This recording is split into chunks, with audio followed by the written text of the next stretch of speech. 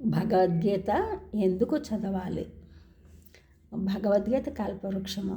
కల్పవృక్షం అనగా దేవతాలోకమందు ఉండేది. కానీ భగవద్గీత అనే కల్పవృక్షం ఈ మత్స్యలోకమునందు ఉండి మోక్షం అనే గొప్పదైన ఫలమును ఇచ్చినది. ఇది సాక్షాత్తు శ్రీకృష్ణ పరమాత్మచే వేయబడినది. భగవద్గీత ప్రకారం కర్మలు చేయటి యందే నీకు అధికారము కలదు, కానీ వాటి ఫలితం మీద లేదు.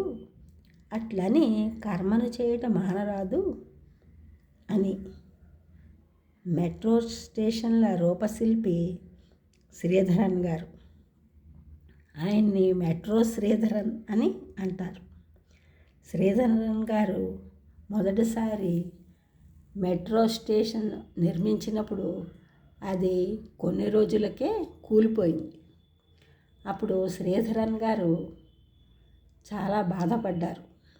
ఇంకా మెట్రో స్టేషన్ల నిర్మాణం చేయకూడదని నిర్ణయించుకున్నారు. అయితే అప్పుడు భగవద్గీత చదవడం ప్రారంభించారు.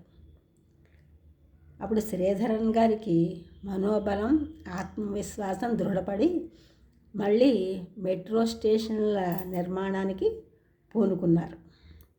మొదటిసారి జరిగిన దానికి శ్రీధరన్ గారు కృంగిపోయి ఉంటే మనకి ఈనాడు మెట్రో స్టేషన్లు వచ్చేవి కాదు, అభివృద్ధి జరిగేది కాదు. శ్రీధరన్ గారు తన వద్దకు వచ్చిన జూనియర్ ఇంజనీర్లకు భగవద్గీత ఇచ్చి చదవమని చెప్తారు. ఆ విధంగా మనోబలాన్ని పెంపొందించేది భగవద్గీత.